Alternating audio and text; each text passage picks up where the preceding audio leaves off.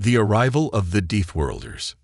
The silent void of space was broken only by the flickering lights of an alien fleet.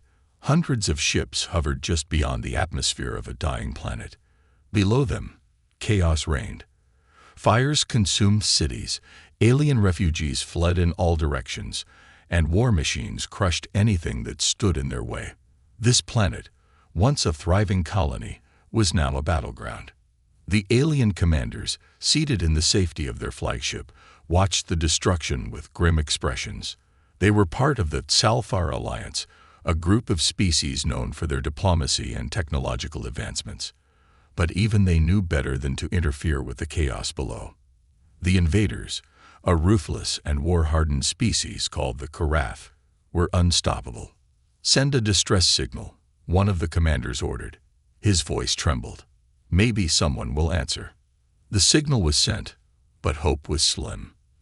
The Karath had crushed everyone who dared to oppose them. And yet, against all odds, a response came. It wasn't a fleet. It wasn't a grand army. It was a single ship. The alien sensors detected it before they saw it.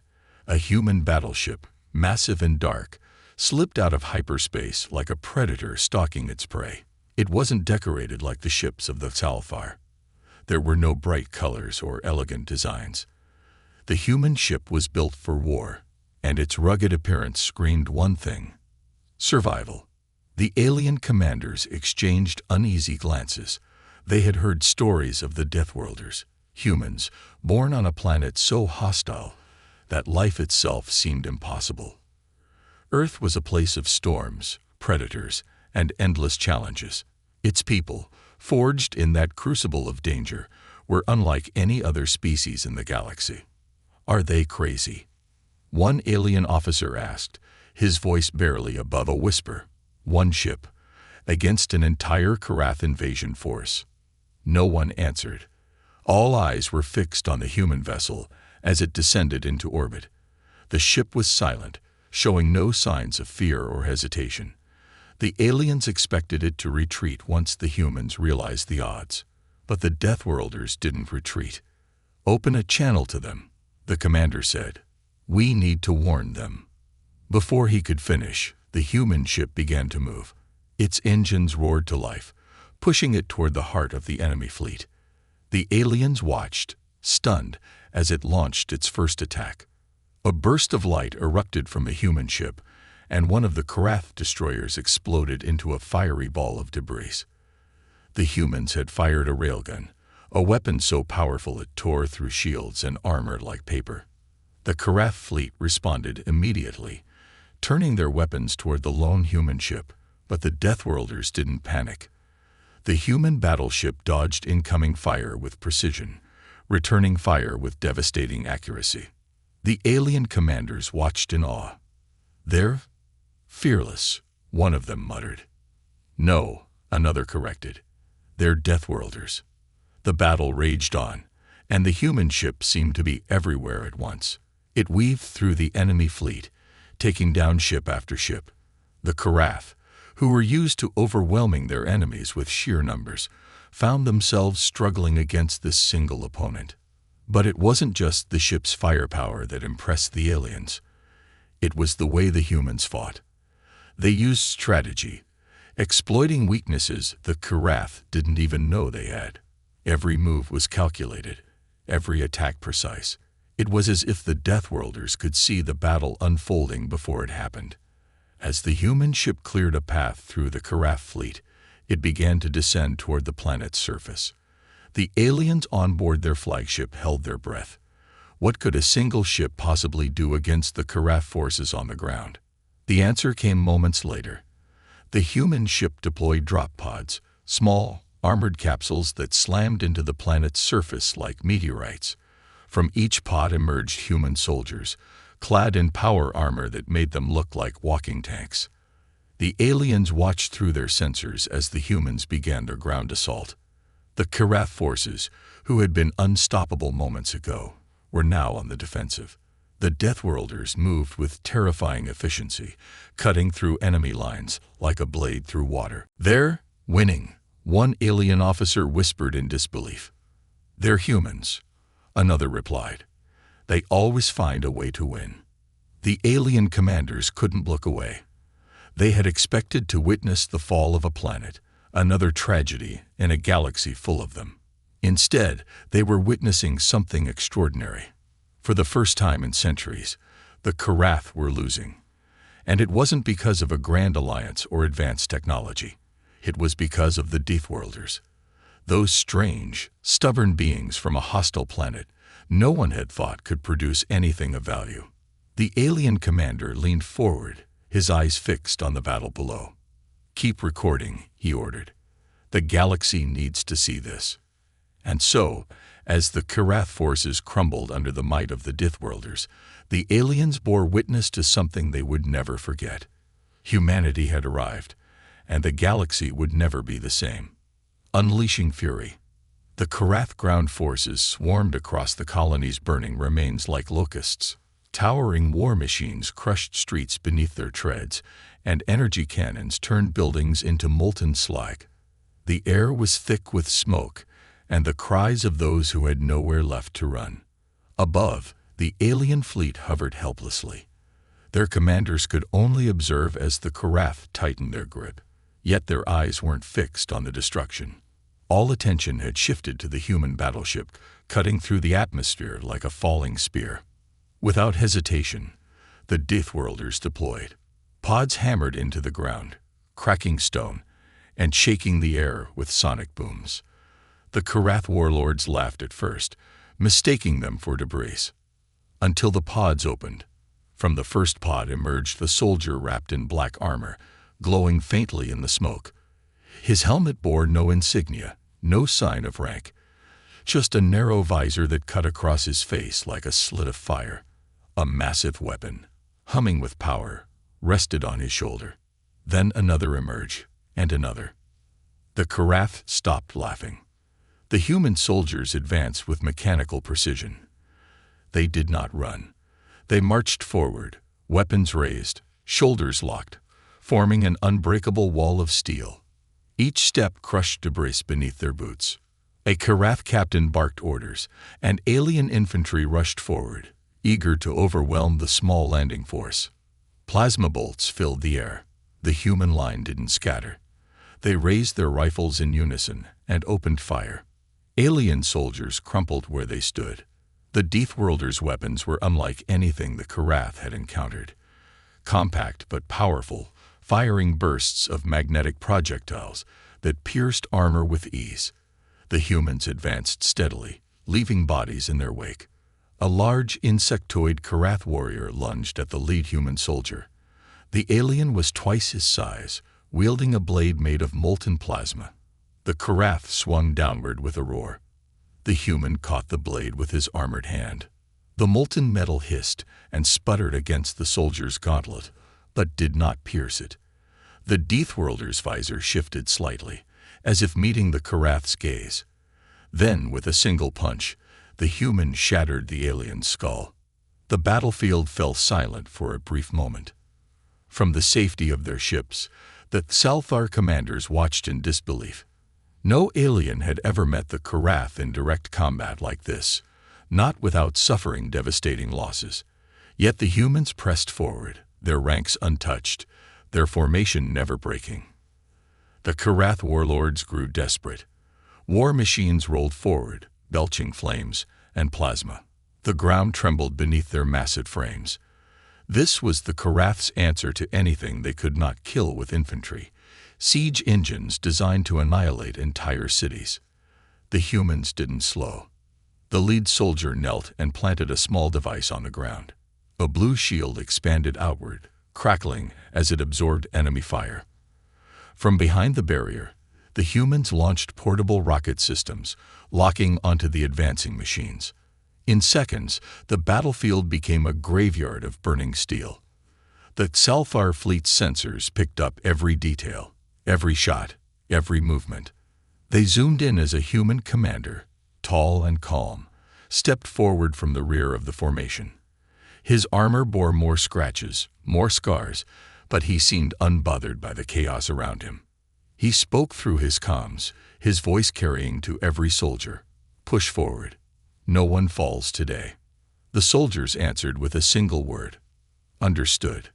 The Karath warlord, watching from atop a ridge, narrowed his eyes. He had never seen such discipline.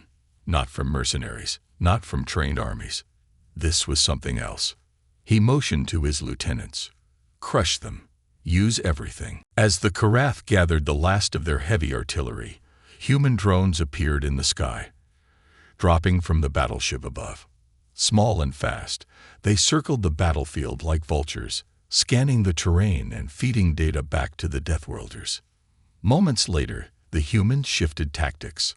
Small squads broke away from the main formation, vanishing into the shadows of ruined buildings. The Karath realized too late what was happening. The Deathworlders weren't just fighting. They were hunting. Karath snipers found their positions overrun within minutes.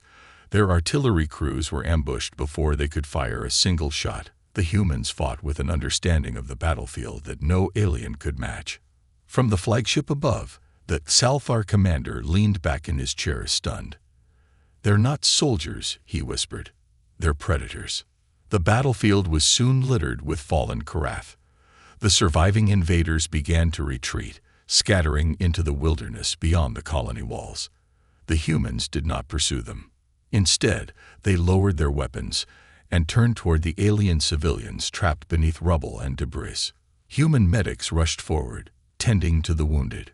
Children clung to the armored legs of soldiers, unsure whether to fear or trust them.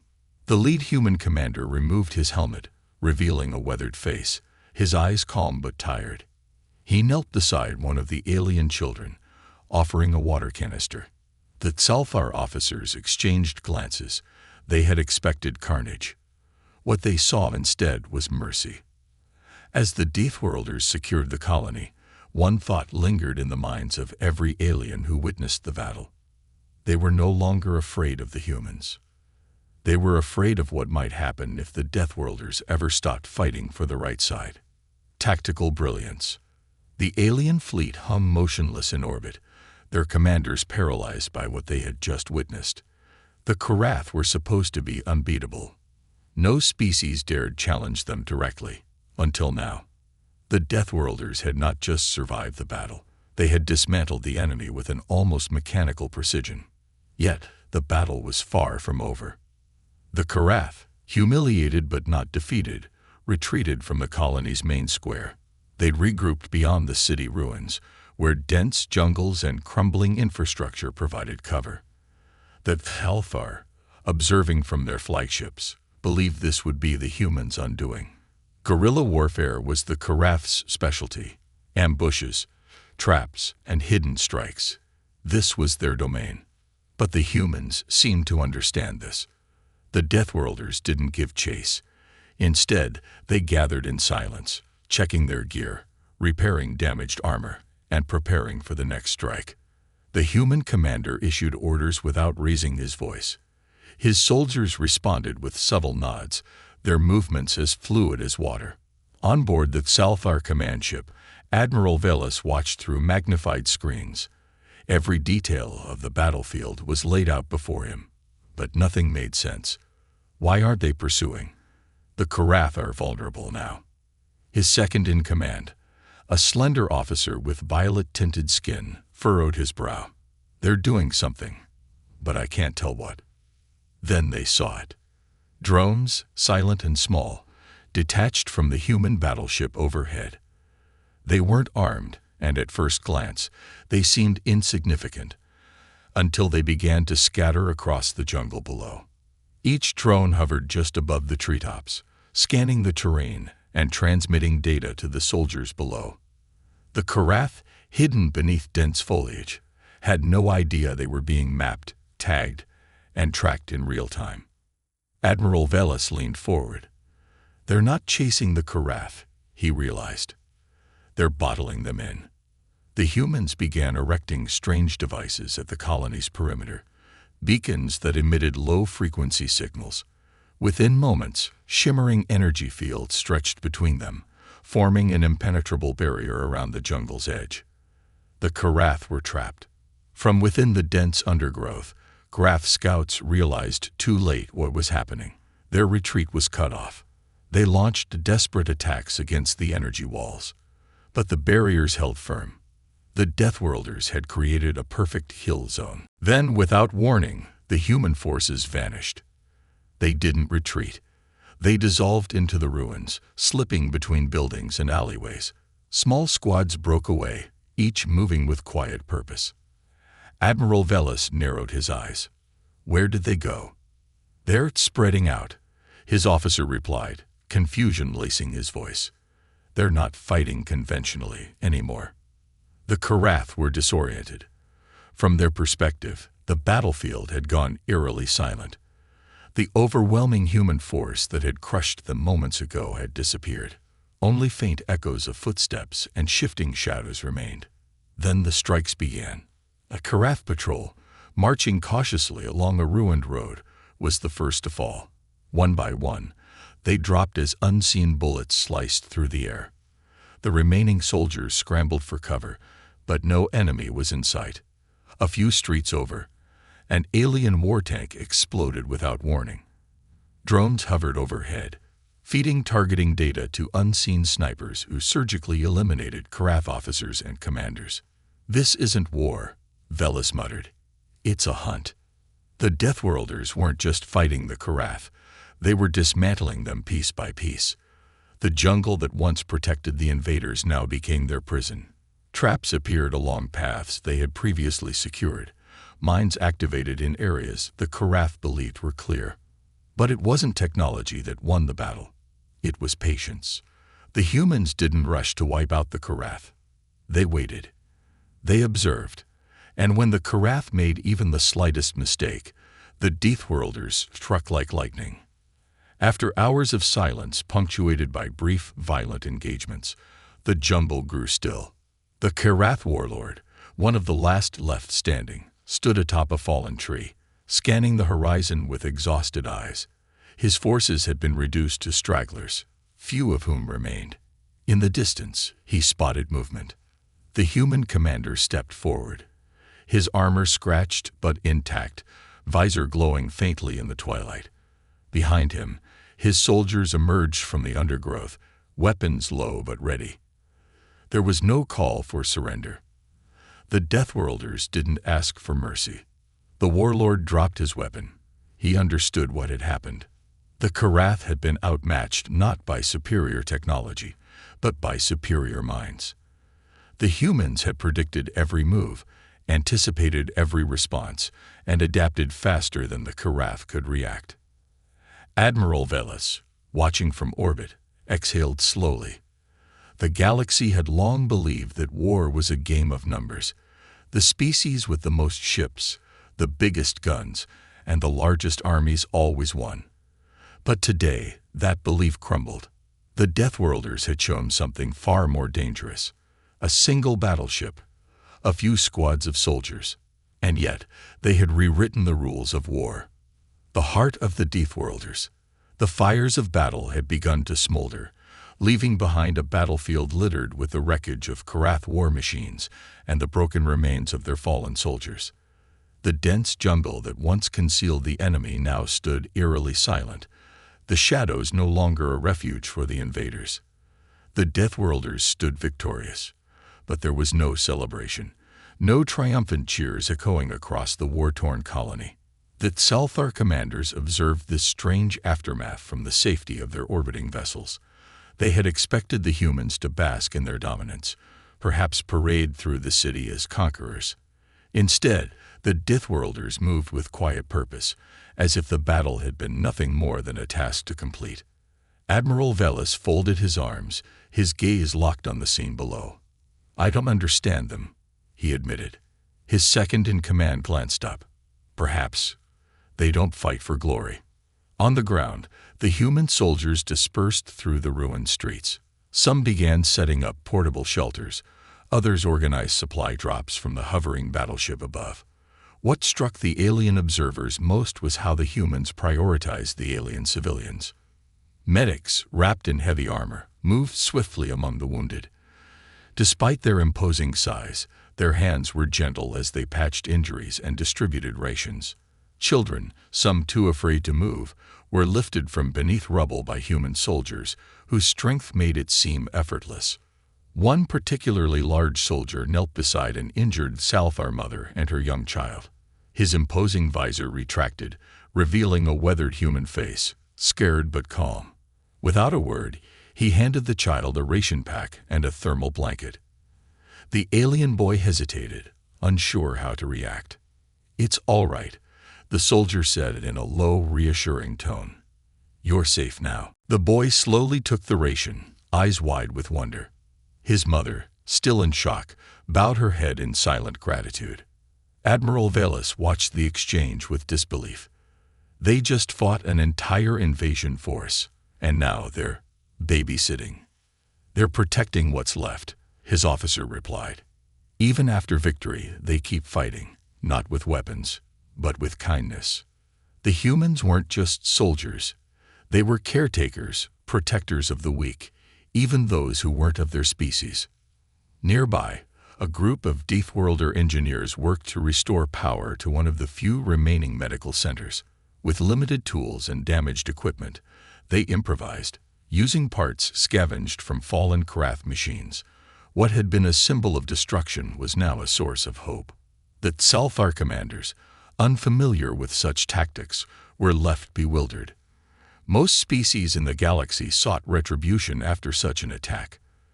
The Karath had laid waste to entire cities, yet the humans' first instinct was to rebuild. As the sun dipped below the horizon, campfires flickered across the city ruins. Alien civilians sat alongside human soldiers, sharing food and quiet conversation. Despite their language barriers, simple gestures and shared meals formed a bond that transcended words. The human commander, tall, broad-shouldered, and still in his battle-worn armor, stood atop the ruins, surveying the camp below. A Salthar elder approached, flanked by two alien guards. They hesitated before speaking. "You saved us," the elder said slowly, choosing his words carefully. "We expected no one to come. Why risk your lives for a colony that isn't yours?" The human commander regarded him for a long moment before answering. His voice was steady, but there was weight behind every word. "Because someone had to." The simplicity of his response left the elder speechless. "They would have come for Earth eventually." The commander continued, his eyes fixed on the jungle beyond. "Today it was your colony. Tomorrow, it could have been one of ours. We stop them now, or we wait for the flames to spread." Admiral Velis, listening from orbit, leaned closer to the screen. "That's why they're dangerous," he murmured. "They don't fight for themselves. They fight for everyone." Suddenly, the transmission from the human battleship flickered onto the Salthar command bridge. The human commander's face appeared on their screens, illuminated by the glow of his helmet interface. "We've secured the colony," he said, his tone even and calm. "But there will be more. The Karath won't stop here." Admiral Velis nodded, acknowledging the message. "What are your terms, Commander?" The human's eyes narrowed. "Terms. For your assistance," Velis clarified. "You've saved one of our colonies. Surely there's something you want in return. Resources. Territory." The Deathworlder shook his head. "No, we don't fight for payment." Velis frowned, unsure if he misheard. "Then why help us?" There was a pause before the human answered. "Because one day, when we call for help, we'll remember who stood with us." The line went dead, leaving the bridge in silence. Admiral Velis stared at the empty screen, his mind racing. The Karath were a known threat, but the humans, they were something else entirely. Their strength didn't lie in their weapons or their ships. It lay in their unwavering belief that no battle was fought alone. As the Salthar fleet prepared to depart, Velis cast one last glance at the colony below. Fires of destruction had been replaced by lights of hope, and at the center of it all stood the Deathworlders, the most dangerous protectors the galaxy had ever known. The enemy's last stand. The Karath were wounded but not broken. Despite their heavy losses, the surviving warbands retreated deep into the jungle, regrouping in the shadows of towering cliffs and ancient ruins that had long been abandoned. The jungle stretched for miles, dense and tangled, the perfect fortress for the Karath to rebuild their forces and strike again when the time was right. The Deathworlders knew this. From atop a ruined balcony overlooking the colony, the human commander stood with his helmet tucked beneath his arm, watching as smoke curled lazily from the treetops in the distance. Behind him, his officers waited in silence. The battle for the colony had been won, but the war for its future was just beginning. One of his officers, a tall woman with dark eyes that glinted under the fading sun, approached. "The Karath won't stay hidden for long," she said, her voice low. "They're gathering strength. We can't afford to give them time." The commander nodded but didn't reply immediately. He seemed to weigh the decision carefully, his gaze fixed on the horizon. "Let them gather," he said at last. The officer's brow furrowed. "Sir, they'll come to us," he continued, slipping his helmet back on. The visor lit up with data feeds from the drones circling high above the jungle. "They think they can regroup and attack on their terms. We'll let them believe that." Across the colony, the Deathworlders moved with quiet efficiency, reinforcing defenses and planting strange devices along the perimeter. Towers that emitted faint pulses of energy every few seconds. The alien civilians watched curiously but were given no explanation. Admiral Velas, observing from the Salfar flagship, leaned closer to the monitor. "What are they doing now?" he wondered aloud. His second-in-command frowned. "It looks like they're fortifying the colony. But the Karath are in the jungle. Shouldn't they be attacking?" Velas shook his head slowly. "No, they're setting a trap." Days passed in uneasy calm. The jungle remained quiet, save for the occasional flicker of movement beneath the trees. The Karath scouts observed the colony from afar, taking note of the growing human defenses, but saw no sign of aggression. The humans remained still, watching and waiting. It was the Karath who struck first. On the fifth night, under the cover of darkness, the Karath warbands emerged from the jungle like ghosts. Thousands of them, slipping between trees and over crumbled stone walls, creeping toward the colony in absolute silence. Their war machines rolled just behind them, large and bristling with cannons scavenged from their fallen ships. From his position near the colony's outer defenses, the human commander stood unmoving. His soldiers lay hidden along the barricades, their weapons charged but quiet. The only sound came from the wind rustling through the broken buildings. As the Karath forces drew closer, something shifted. The ground beneath their feet hummed faintly. Then, without warning, the jungle lit up. The devices the humans had placed earlier, seemingly harmless beacons, suddenly flared to life, projecting shimmering fields of light between them. Blinding walls of energy crisscrossed the jungle, cutting the Karath warbands off from one another. Panic spread through their ranks. The dense jungle, once their greatest ally, had become their prison. From the colony, human snipers opened fire, their railguns slicing through the foliage with pinpoint accuracy. Every shot found its mark, dropping Karath warriors before they could regroup. The Karath war machines, unable to maneuver through the energy fields, were left exposed in narrow clearings. Within seconds, human artillery locked onto them, unleashing coordinated missile strikes that turned the war machines into flaming wrecks. It wasn't a battle. It was an execution. The Karath warlord, realizing his mistake too late, roared orders for retreat, but the Deathworlders had already sealed every escape route. Drones swept over the battlefield, targeting stragglers who tried to flee. The jungle, once alive with the sounds of war, fell silent once more. At the edge of the colony, the human commander lowered his rifle. His soldiers moved swiftly to clear the last pockets of resistance, but the outcome had already been decided. From the Salfar flagship, Admiral Velas could only stare in stunned silence. "By the stars," he muttered, "they let the Karath come to them."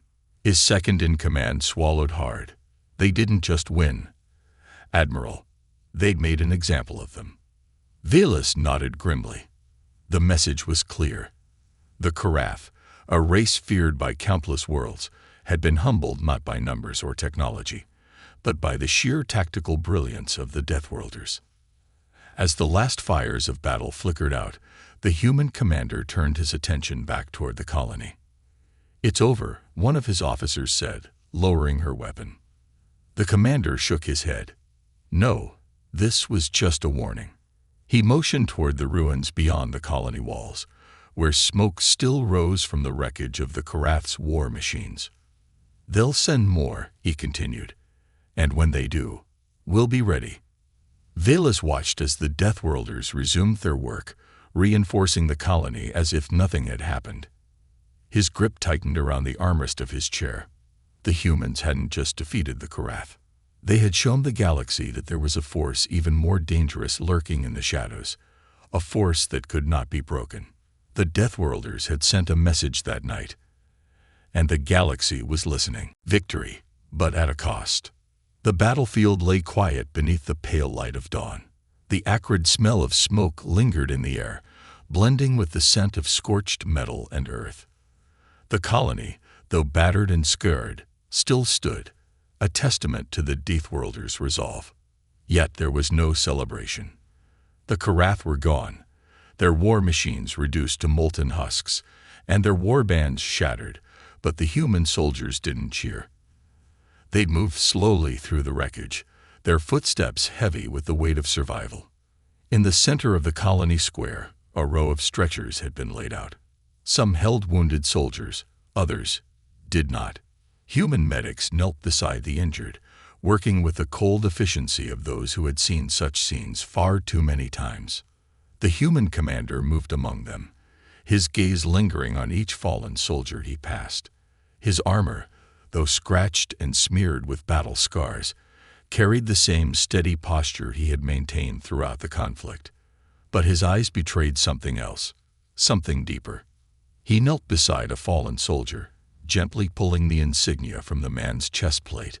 The soldier's face was calm now, the tension of battle long gone. His name was Sergeant Hale, one of the officers said quietly, stepping beside the commander. He held the west gate until the last Karath machine went down, never back down. The commander nodded, slipping the insignia into a pouch at his belt. "They won't be forgotten," he said softly, as if speaking to the air itself. The Xalfar observers, watching from orbit, couldn't comprehend it.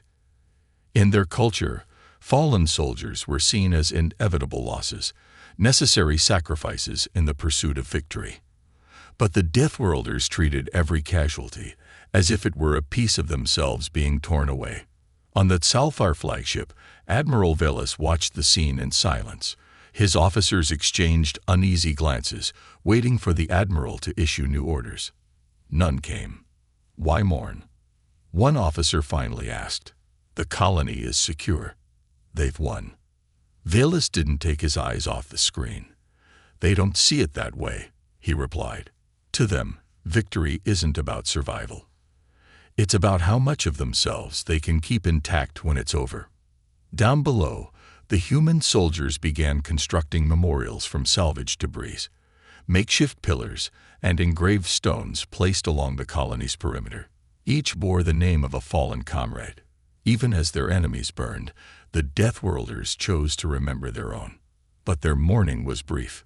By midday, the colony had transformed once again into a hub of movement and purpose. Human engineers repaired crumbled infrastructure, restoring power grids and communications towers. Soldiers trained with alien civilians, teaching them how to defend themselves should the Karath return. The Deathworlders didn't just rebuild the colony. They'd made it stronger. At the heart of the encampment, the human commander stood before a small gathering of Xalfar leaders and colony survivors. His armor, now scrubbed clean of battle, glistened under the rising sun. "This isn't over," he began, his voice steady but firm. "The Karath will return, and they won't come alone." The Xalfar elder, still wrapped in bandages from the battle, stepped forward cautiously. "We know," he said solemnly, "but we cannot fight as you do." The commander's eyes softened. You won't have to. He motioned toward the human battleship hovering in the sky above them. That's why we're here. The elder's eyes narrowed. But why? This colony, it isn't yours. We have nothing to offer. The human regarded him carefully for a long moment before answering. We don't fight because we expect payment, the commander replied. We fight because someone has to. The galaxy's full of predators, and sometimes someone needs to stand between them and the rest of you. The elder lowered his head, humbled by the simplicity of the answer.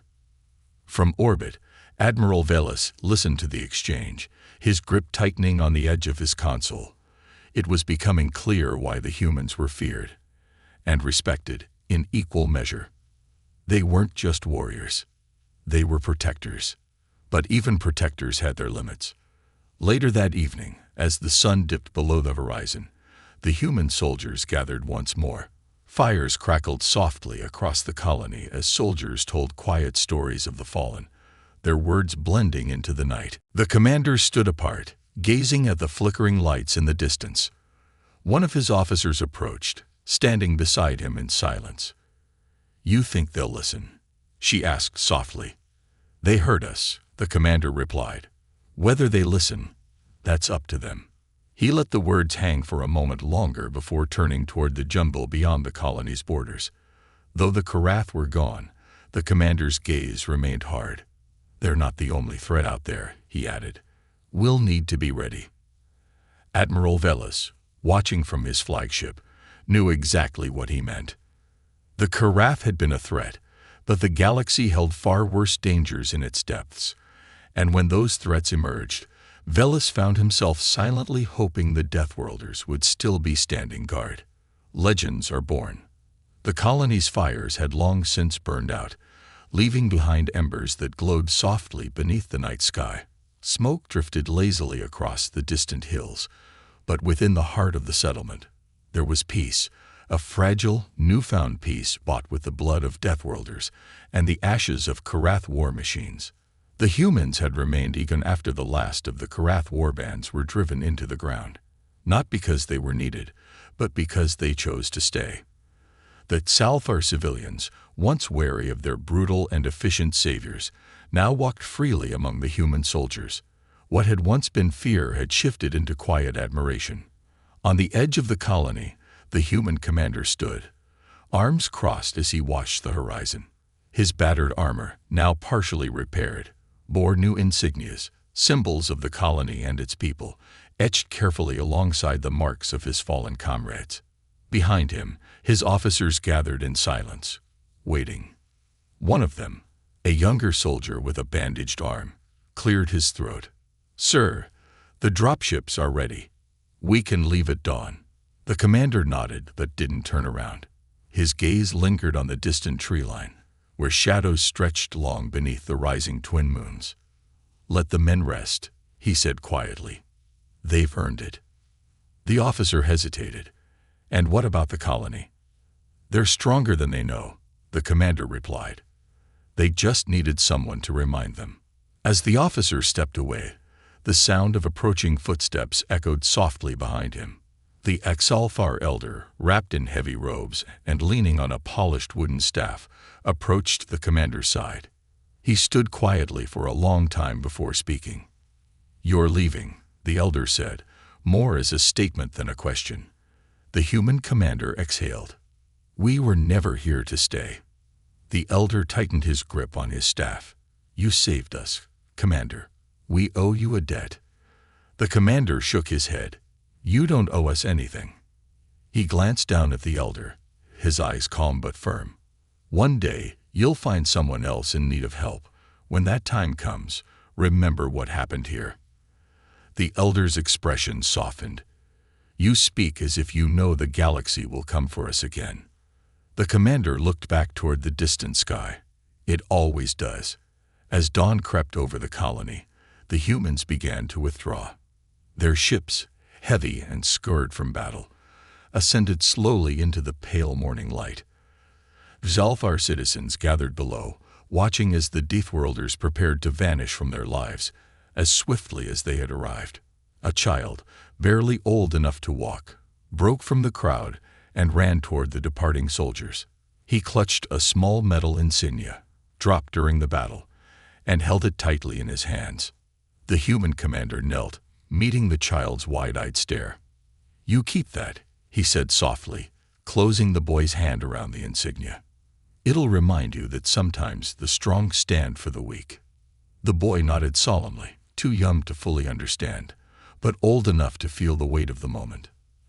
As the dropship doors began to close, Admiral Velas watched from orbit, his gaze fixed on the retreating fleet. His bridge crew moved carefully around him, waiting for his orders. "Should we attempt to recruit them?" one officer asked. Velas shook his head slowly. "No, they wouldn't join us." The officer frowned. "Why not?" Velas watched the final ship disappear into the clouds. "Because the Deathworlders don't fight for empires," he replied. "They fight for something far greater." Silence lingered on the bridge. "Mark this colony under special protection," Velas ordered at last. "Let it be known that any who dare strike here will face more than just retaliation." The officer raised an eyebrow. "You think the humans will return?" Velas gave a thin smile. "They won't have to. The fear of their return will be enough." Far below, the colony stood rebuilt, stronger and more resilient than ever.